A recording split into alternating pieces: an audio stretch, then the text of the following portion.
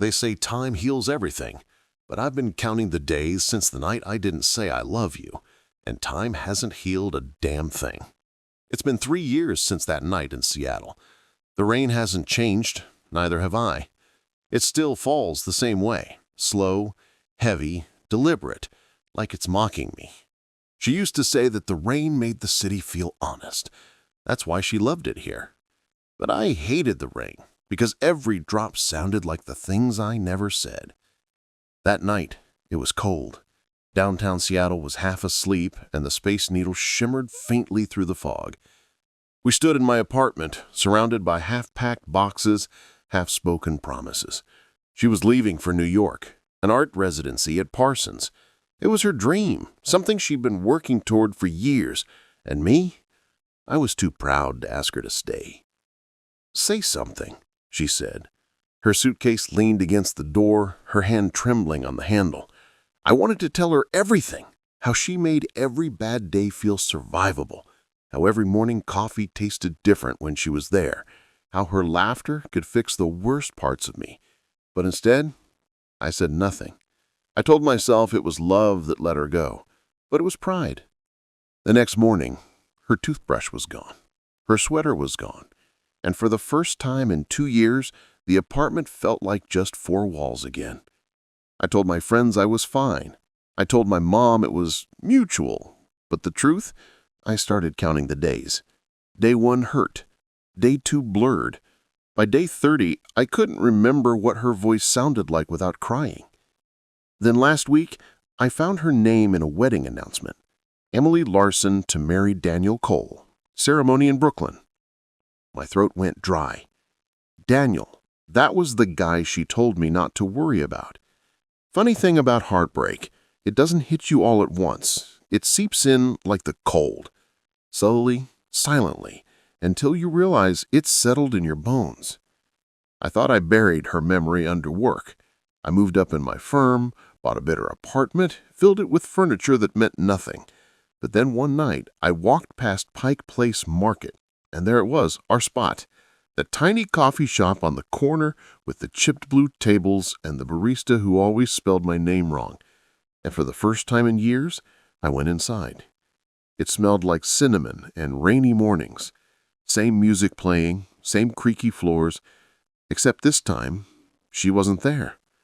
I sat in our booth, ordered her favorite drink, a caramel latte, extra foam, and stared at the empty seat across from me. That's when I saw it. A sketchbook, same kind she used to carry, left behind on the table beside me. I opened it and froze. Inside were drawings of Seattle, our park, my apartment, even me. She'd drawn me. And on the last page, a single line written in her handwriting. "If you ever come back here, you'll find me." My heart stopped. I flipped the sketchbook over. There was a date, 2 days ago. I ran out of that coffee shop into the rain, scanning every corner of the street like a man possessed. I don't know what I thought I'd find. Maybe her, standing there with that same quiet smile, but she wasn't there. I found out later that she'd been visiting Seattle for an art exhibit, her work displayed downtown. The show had ended the night before. I missed her by 1 day. 1 day. That night, I drove to Kerry Park, the place she said made the whole city look like a dream. I stood there under the rain, the skyline stretching out like a painting we never finished. I pulled out my phone and searched her name again. Her wedding was still on schedule, 2 weeks away. And that's when it hit me. Maybe love isn't about holding on. Maybe it's about learning how to live with what could have been.